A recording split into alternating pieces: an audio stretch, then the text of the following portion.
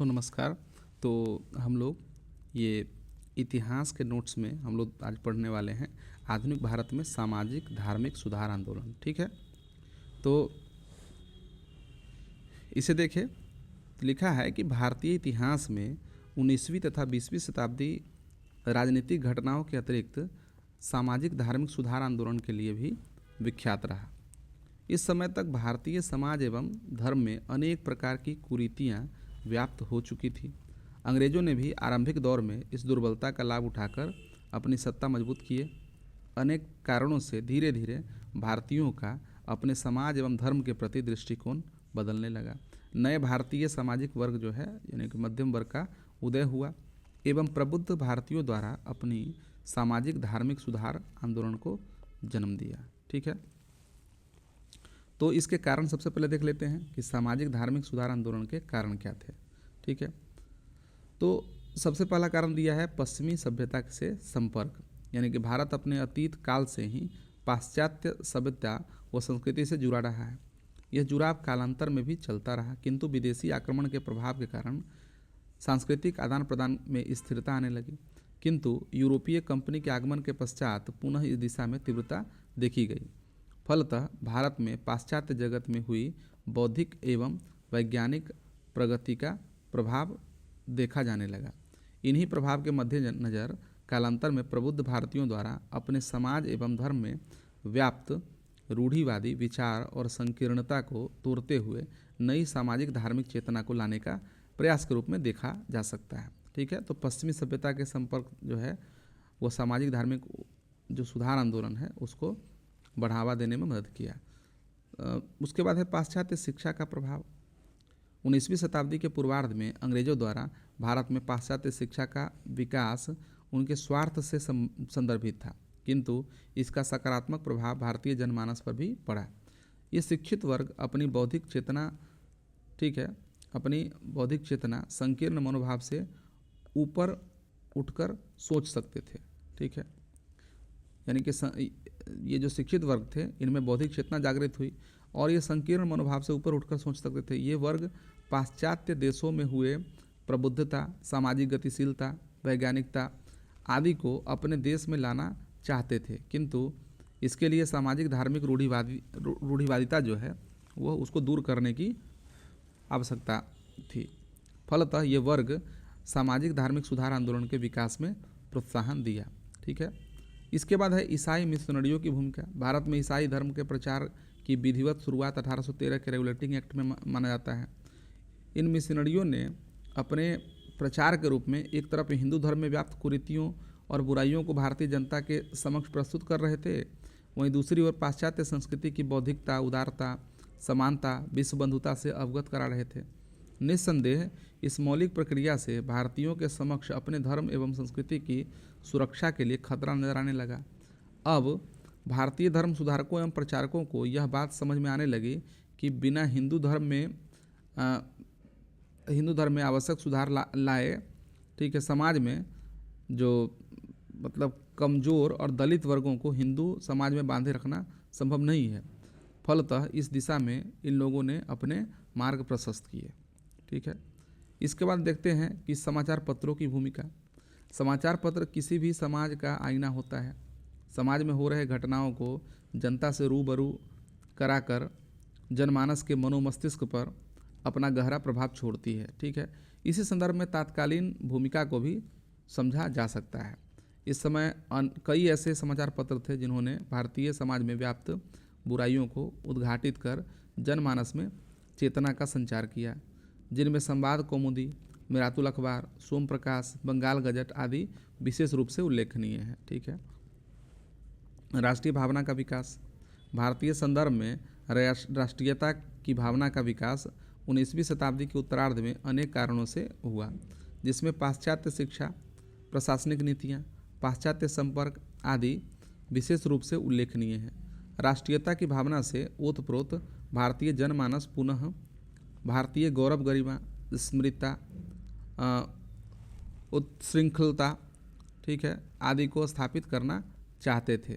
ठीक है, किंतु समाज व धर्म में व्याप्त रूढ़िवादी तत्व इसमें मार्ग में बाधक बन रहे थे। अतः ये सामाजिक धार्मिक आंदोलन के माध्यम से व्याप्त रूढ़िवादिता को तोड़ने का प्रयास किया। ठीक है। इसके बाद है सुधारकों का योगदान।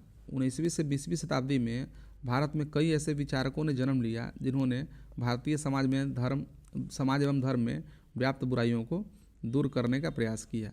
इन विचारकों ने भारतीय मानसिकता को उद्वेलित कर सुधार आंदोलन के लिए वैचारिक रूप तैयार किया। इसमें राजा राम मोहन राय, ईश्वर चंद्र विद्यासागर, केशव चंद्र सेन, देवेंद्रनाथ ठाकुर, स्वामी विवेकानंद, सैयद अहमद खान आदि सर्वोपरि है। इन लोगों ने बदलती परिस्थिति के अनुकूल अपने आप को तैयार किया एवं वांछित सामाजिक और धार्मिक सुधार किए। ठीक है। तो इसके अलावा और भी कई कारण हो सकते हैं, लेकिन जो मूल कारण है सामाजिक धार्मिक सुधार आंदोलन के वो यही सब थे। अब हम लोग देख लेते हैं कि सामाजिक धार्मिक सुधार आंदोलन के स्वरूप क्या थे। ठीक है। तो सामाजिक धार्मिक सुधार आंदोलन के स्वरूप देखें तो भारतीय समाज में व्याप्त कुरीतियों एवं आडंबरों के परिप्रेक्ष्य में 19वीं शताब्दी में आरंभ हुआ सामाजिक धार्मिक सुधार आंदोलन मूलतः समाज सुधार व धार्मिक शुद्धिकरण से संबंधित था। विद्वानों ने इसके स्वरूप को दो प्रमुख विचारधाराओं में बांटा। ठीक है। पहला प्रगतिशील विचारधारा, ठीक है, और दूसरा पुनर्स्थापनावादी विचारधारा। तो प्रगतिशील विचारधारा में देखें तो इस प्रवृत्ति के सुधारकों का मानना था कि समाज में कुरीतियों का अंत तभी संभव है जब पाश्चात्य संस्कृति के उपयोगी तत्वों को अपनाया जाए। ठीक है। इन्होंने तर्कवाद, बुद्धिवाद और संवैधानिक प्रक्रिया के माध्यम से सुधार पर बल दिया। ठीक है। सती प्रथा का उन्मूलन इसका एक उत्कृष्ट उदाहरण है। ठीक है। भौगोलिक दृष्टि से यह प्रवृत्ति मुख्यतः महाराष्ट्र और बंगाल में प्रबल रही। आगे चलकर इसका रूप उदारवादी कांग्रेस में के रूप में भी दिखाई दिया। तो ये प्रगतिशील विचारधारा थी। अब जो हम लोग देखते हैं पुनर्स्थापनावादी विचारधारा, इसमें तो इस विचारधारा का मानना था कि भारतीय समाज की दुर्दशा के कारण प्राचीन मूल्यों से विमुख होना है। इन्होंने पाश्चात्य संस्कृति का विरोध कर स्वदेशी और प्राचीन परंपराओं का प्रोत्साहन किया। आर्य समाज और देवबंद आंदोलन इसके प्रमुख उदाहरण हैं। इसका प्रसार जो है पंजाब और उत्तर प्रदेश में हुआ था। वेदों की ओर लौटो इसका मुख्य नारा रहा। हालांकि तर्कवाद और बुद्धिवाद को भी महत्व दिया गया। विशिष्टताओं में देखें, विशिष्टता दी गई है कि 19वीं सदी का आंदोलन मुख्यतः नारी हितों पर केंद्रित रहा, जबकि 20वीं सदी में इसका फोकस जाति एवं दलित सुधार पर आ गया। विधि और कानून निर्माण के माध्यम से सुधार लागू करने की प्रवृत्ति भी इस आंदोलन को मध्यकालीन सुधार आंदोलन से अलग करती है। यद्यपि प्रगतिशील व पुनर्स्थापनावादी प्रवृत्तियों में दृष्टिकोण का अंतर था, फिर भी दोनों मानवतावादी मूल्यों, तर्क एवं बुद्धिवाद पर आधारित रहे।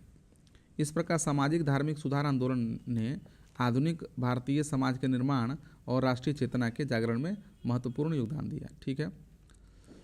अब हम लोग देख लेते हैं कि सामाजिक धार्मिक सुधार आंदोलन की उपलब्धियां क्या है। ठीक है। तो आधुनिकता का विकास, ठीक है, भारतीय समाज में मानववाद, तर्कवाद और वैज्ञानिक दृष्टिकोण को बढ़ावा दिया गया। ठीक है। प्रगतिशील मूल्यों का प्रसार, समता, स्वतंत्रता और प्रजातंत्र जैसे सामाजिक मूल्यों को स्थापित किया। तीसरा है सामाजिक कुरीतियों का अंत, सती प्रथा, शिशु हत्या, विधवा प्रथा जैसी कुरीतियों को समाप्त करने में निर्णायक योगदान दिया। चौथा है कि महिला एवं वंचित वर्ग सुधार, महिलाओं, अछूतों एवं असहाय वर्गों की स्थिति सुधार कर उन्हें मुख्य धारा में जोड़ने का प्रयास किया। शिक्षा का प्रसार, आधुनिक शिक्षा के प्रचार प्रसार में महत्वपूर्ण योगदान, जिससे राष्ट्रीय चेतना को आधार मिला। सांस्कृतिक जागरण, पश्चिम की सांस्कृतिक श्रेष्ठता की अवधारणा को चुनौती दी तथा भारतीय संस्कृति को नया जीवन दिया। ठीक है। राष्ट्रीय आंदोलन की भूमिका, राष्ट्रीय चेतना के जागरण का मार्ग प्रशस्त किया और स्वतंत्रता आंदोलन की नींव मजबूत की। ठीक है। तो ये सभी उपलब्धियां थी सामाजिक धार्मिक सुधार आंदोलन की, कि आधुनिकता का विकास किया, प्रगतिशील मूल्यों का प्रसार किया, सामाजिक कुरीतियों का अंत किया, महिला एवं वंचित वर्ग सुधार किया, शिक्षा का प्रसार किया, सांस्कृतिक जागरण को हवा दी, राष्ट्रीय आंदोलन की भूमिका जो है उसने तय की। ठीक है। अब हम लोग देख लेते हैं कि सामाजिक धार्मिक सुधार आंदोलन की सीमाएं कहाँ तक थी। ठीक है। तो सांप्रदायिकता को अप्रत्यक्ष बढ़ावा मिला। इससे कहीं कहीं प्रतिक्रियावादी और धार्मिक आग्रह ने कट्टरता और सांप्रदायिकता को जन्म दिया। ठीक है। दूसरा है कि जनसंपर्क की कमी, आंदोलनों का प्रभाव आम जनता तक न पहुंचकर केवल शिक्षित उच्च वर्ग और मध्यम वर्ग तक ही ये सीमित रहा। ठीक है। ग्रामीण क्षेत्र अछूते रहे, गांव और दूर दराज के क्षेत्र में इसका प्रभाव न्यूनतम रहा। ठीक है। सांस्कृतिक पक्षपात भी हुआ। प्राचीन संस्कृति पर अधिक बल देने से मध्यकालीन ऐतिहासिक संस्कृति की उपेक्षा हुई। उसके बाद है सुधार की सीमित सफलता। नगरीय शिक्षित वर्गों में भी कुरीतियाँ बनी रही, अतः सुधार व्यापक नहीं हो पाया। महिला सुधार में कमी। विधवा पुनर्विवाह कानून जैसे प्रयासों के बावजूद व्यवहारिक स्तर पर बहुत कम परिवर्तन हुए। तो हमने देखा कि सामाजिक धार्मिक सुधार आंदोलन ने भारतीय समाज को नई दिशा दी और स्वतंत्रता संग्राम के लिए वैचारिक भूमि तैयार की। यद्यपि इसकी पहुंच सीमित रही और सुधार आंशिक रूप से ही सफल रहा, फिर भी 19वीं शताब्दी में ये भारतीय पुनर्जागरण और आधुनिक भारत के निर्माण की नींव सिद्ध हुए। ठीक है। तो दोस्तों, आज का जो अध्याय था हम लोगों ने पढ़ा कि आधुनिक भारत में सामाजिक धार्मिक सुधार आंदोलन। ठीक है।